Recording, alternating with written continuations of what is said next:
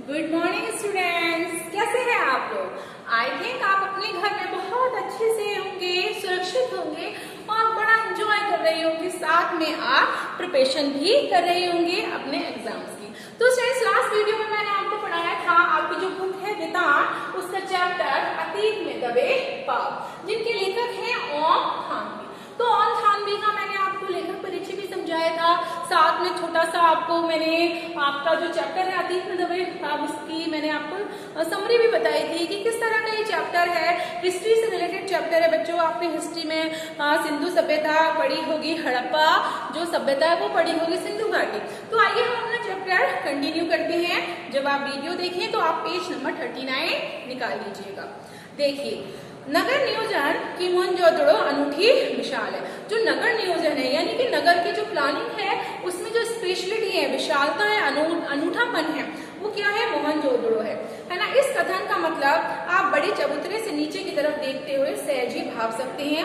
ये मैंने आपको बताया था कि जब हम बड़े चबूतरों पे ऊपर खड़े होंगे तो किस तरह से हम नीचे की तरफ जब झांकते हैं तो हमारे को वहाँ की जो नियोजन व्यवस्था है बहुत ही सटीक लगती है, बहुत ही अच्छी तरह से लगती है।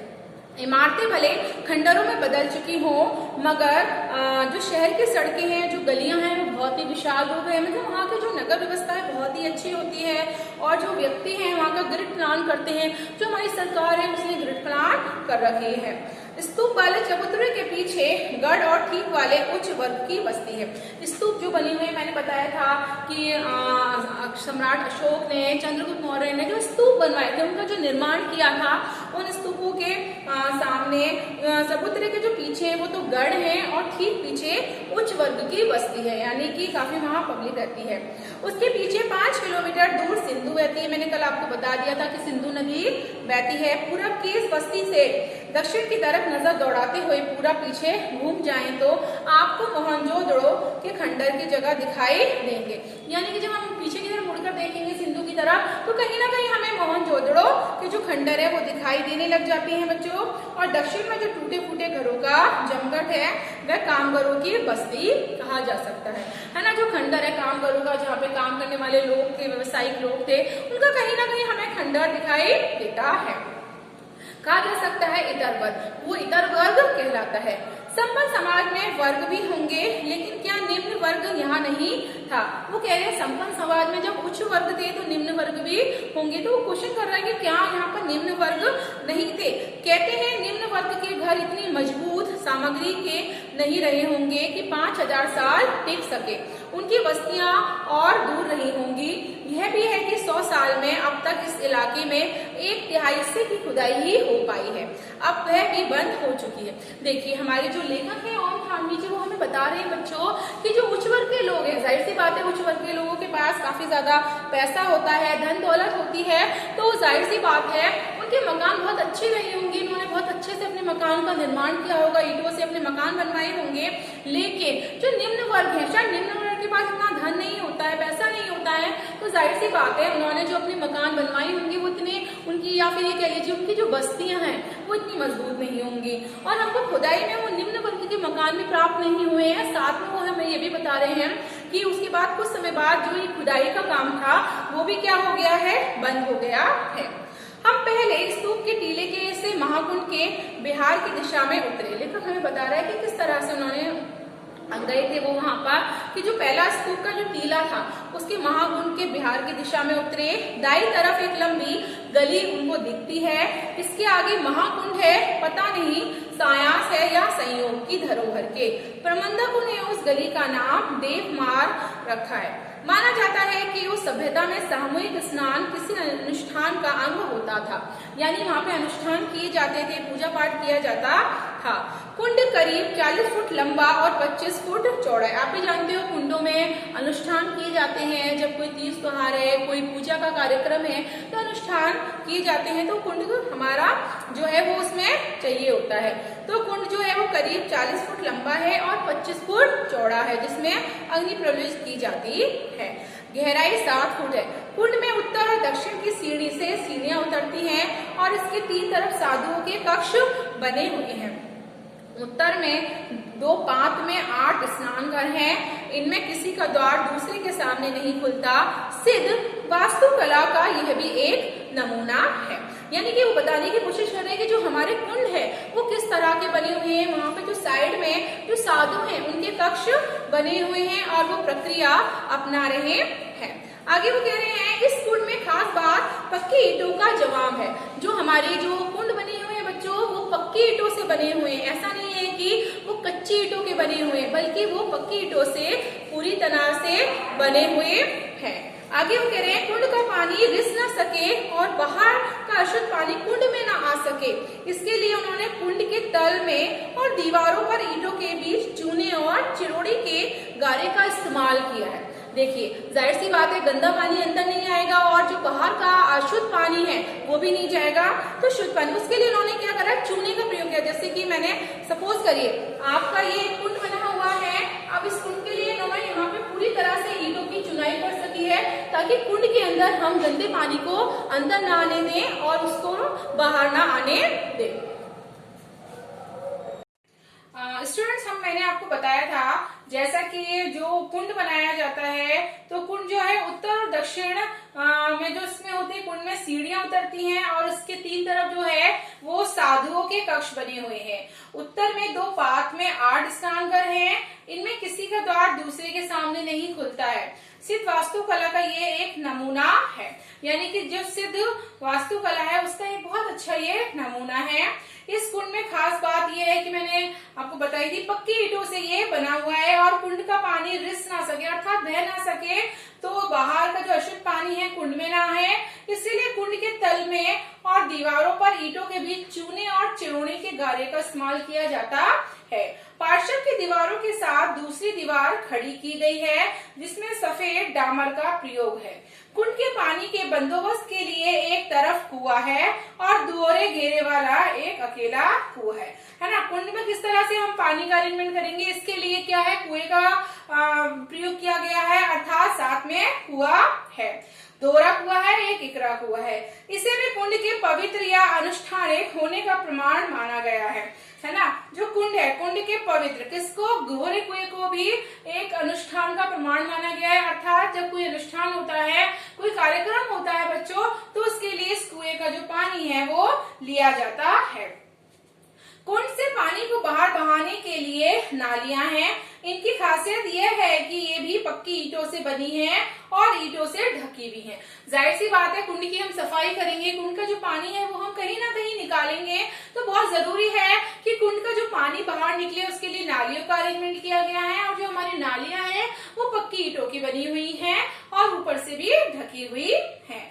जल निकासी का उन्नत प्रबंध सिंधु घाटी की अनूठ विशेषता है। ये देखिए मैं आपको चित्र में दिखा रही हूँ, ये इस तरह से नाली बनी हुई है और इसके दोनों तरफ पक्की ईंटें बनी हुई हैं। पक्की और आकार में समरूप धूसर ईंटें तो सिंधु घाटी सभ्यता की विशिष्ट पहचान मानी ही गई है।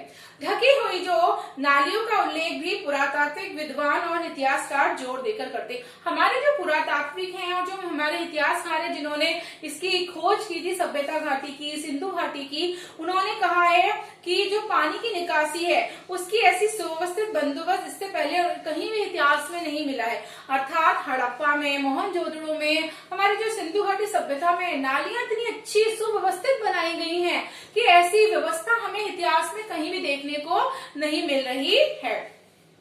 महाकुंड के बाद हमने गढ़ की परिक्रमा की। हमारे जो लेखक हैं ओम थानवी जी वो हमें बता रहे हैं कि महाकुंड के बाद उन्होंने किसकी परिक्रमा की, गढ़ की परिक्रमा की। जो हम परिक्रमा लगाते हैं अर्थात सर्कल करते हैं। कुंड की दूसरी तरफ विशाल कोठार है। कोठार का मतलब जो कोठरियां होती हैं जिसमें बहुत सारा अनाज भंडार गृह रखा जाता है। कर के रूप में हासिल अनाज शायद यहाँ जमा किया जाता है। देखिए आज भी हम लोग टैक्स देते हैं और पिछले पुराने इतिहास में भी टैक्स का वर्णन किया गया है। टैक्स यानी कि जो कर हम जो देते हैं, कर से जो प्राप्त राजा महाराजों को अन्न प्राप्त होता था, किसानों से जो लिया करते थे, वो जो कर है, कर के रूप में जो हासिल अनाज है वो शायद यहाँ पे इन कोठारों में जमा होता था अर्थात कोठरियों में जमा होता था। इसके निर्माण रूप खासकर चौकी और हवादारी को देखकर ऐसा कयास लगाया गया है। इसका जो निर्माण है वो इस तरह से किया गया है कि यहाँ पर जो चौकियां हैं, वो हवाधारी हैं, अर्थात जो अनाज वहां रखा गया है बच्चों, उस अनाज को क्या लगती रहे, हवा लगती रहे, है ना। क्योंकि अगर हवा नहीं लगेगी अनाज को तो हमारा जो अनाज है कहीं ना कहीं क्या हो जाएगा, बेकार हो जाएगा, बर्बाद हो जाएगा। तो वो कह रहे हैं इसके निर्माण का रूप खासकर चौकी और हवादारी को है। यहाँ 9 चौकियों की 3 कतारें हैं, मतलब 9 चौकियां रखी हुई हैं जिनकी 3 कतारों के रूप में है वो। और उत्तर में एक गली है जहाँ बैलगाड़ियों का जिनके प्रयोग के साक्ष्य मिले हैं। उत्तर में एक गली है और गली कितने की है बच्चों, बैलगाड़ियां हैं जहाँ पे बैलगाड़ियों के हमें साक्ष्य मिले हैं, साक्ष्य मिले हैं और हिंदू लाइन में के लिए आवागमन होता है। ठीक इसी तरह का कोठार हड़प्पा में भी पाया गया है। वो बता रहे हैं कि सिंधु सभ्यता मोहनजोदड़ो में तो पाया गया है, साथ में हड़प्पा में भी इस तरह के कोठार पाए गए हैं। अब ये जब जाहिर है कि सिंधु घाटी के दौर में व्यापार ही नहीं उन्नत खेती भी होती है। मतलब हमारे जो जिन्होंने विशेषज्ञों ने या जो राखालदास बेल्लम ने खोज की है वो हमें इस तरह से बता रहे हैं, इन साक्ष्यों को हमें बता रहे हैं कि कोशिश कर रहे हैं कि जग जाहिर है, जग में यानी संसार में ये बात बहुत अच्छे से जाहिर हो चुकी है। हम समझ चुके हैं कि सिंधु घाटी जो सभ्यता थी उस दौर में व्यापार भी होता था, व्यापार ही नहीं बल्कि बहुत अच्छी खेती भी होती थी, उन्नत खेती, विकसित खेती भी हुआ करती थी। बरसों ये माना जाता रहा है कि सिंधु घाटी के लोग अन्न उपजाते नहीं थे। पहले हम लोग ऐसा सोचते थे कि सिंधु घाटी के जो लोग थे वो अन्न नहीं उगाते थे, खेती नहीं करते थे, लेकिन ये सारा गलत है क्योंकि इसके हमें प्रमाण मिले हैं, तथ्य मिले हैं कि वहाँ के लोग अन्न भी उगाते थे, उसका वो साथ में आयात भी करते थे, यानी कि जो अन्न है उसका कहीं ना कहीं वो क्या कर रहे हैं, आयात भी करते थे। नई खोज ने इस ख्याल को निर्मूल और साबित किया है। हमारे जो विशेषज्ञ हैं जिन्होंने खोज की है उन्होंने ये बात को निराधार कर दिया है पूरी तरह से और बता दिया गया है कि खोज से हमें ये बात साबित हो गई है कि इसका जो वो है प्रमाण मिल चुके हैं और ये निर्मूल हो चुकी है बात। बल्कि अब कुछ विद्वान मानते हैं कि वे मूलतः खेतीहर और पशुपालक सभ्यता ही थी।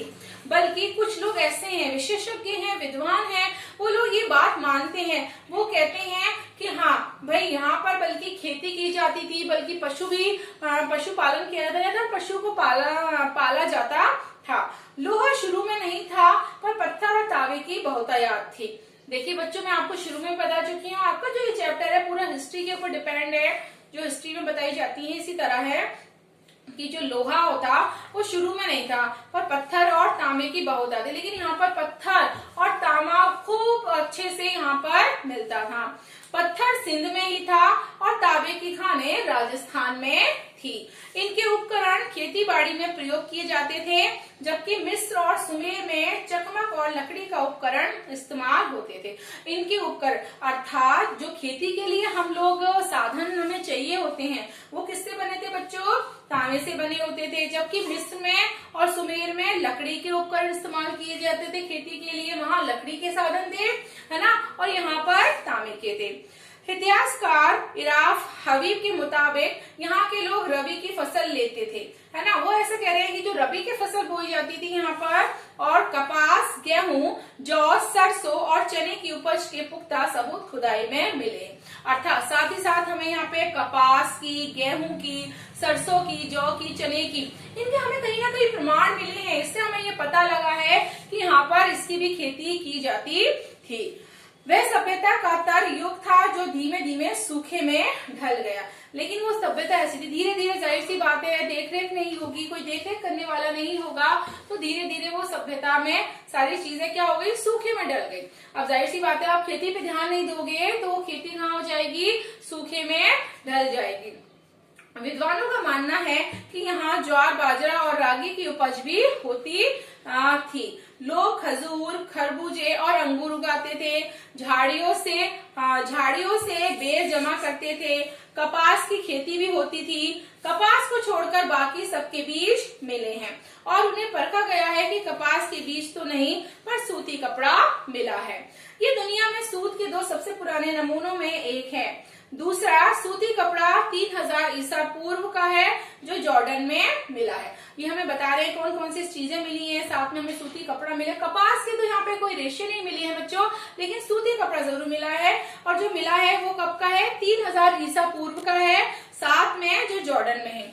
मोहनजोदड़ो में सूत की कताई बुनाई के साथ रंगाई भी होती थी। हमें इसके साक्ष्य भी मिले हैं कि साथ में इसकी क्या हो रही है, कताई भी होती है, बुनाई भी होती थी, रंगाई भी होती थी। रंगाई का एक छोटा सा कारखाना खुदाई में माधव स्वरूप वत्स को मिला है ना। माधव स्वरूप जो व्यक्ति थे उनको खुदाई में एक रंगाई का कारखाना मिला है, जहाँ पे कपड़ों को बहुत अच्छे से क्या किया जाता था, रंगा जाता था। उनका निर्यात होता था। साथ में वो कह रहे हैं कि छालनी यानी लिनन और ऊन कहते हैं, जिसको हम क्या कहते हैं, लिनन और ऊन कहते हैं। यहाँ सुमेर से आयात होते थे, शायद सूत उनको निर्यात होता था। वो कह रहे हैं सुमेर से इसका आयात होता था। सुमेर जो जगह है वहां से इसका क्या होता था, आयात होता था। साथ में सूत का वो निर्यात करते थे। जैसा कि बाद में सिंध से मध्य एशिया और यूरोप को सदियों हुआ प्रसंगवश मेसोपोटामिया के शिलालेखों में मोहनजोदड़ो के लिए मेलुहा शब्द का संभावित प्रयोग मिलता है। देखिए हमारे जो लेखक हैं वो बताने की कोशिश कर रहे हैं, हमें ये कह रहे हैं कि सिंध से मध्य एशिया और यूरोप को सदियों से हुआ है। मतलब ये आयात और निर्यात सदियों से होता चला आ रहा है। हमें इन सारी चीजों के प्रमाण कहीं ना कहीं मिल चुके हैं। और मेसोपोटामिया के जो शिलालेख है वो मोहनजोदड़ो के लिए मेलुहा शब्द का संभावित प्रयोग मिलता है। तो स्टूडेंट्स आज हम यहाँ तक ही अपनी क्लास कंटिन्यू करते हैं। कल इस चैप्टर को हम कंटिन्यू करेंगे। Thank you.